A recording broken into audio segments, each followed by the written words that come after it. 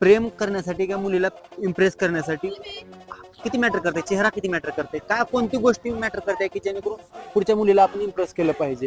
लातूरच्या मुलींना जर शब्दात सांगून टाकलं, फक्त मॅटर करतो पैसा, लुक, गाडी, फिरवायला पोरीला बस, आणि बोलण्याच्या स्किल्स. गाडी, पैसा, चेहऱ्याच्या स्किल्स आणि बोलायची टाईप. बोलायची टॅक्ट. किती मुलींवरती प्रेम झालेलं आहे?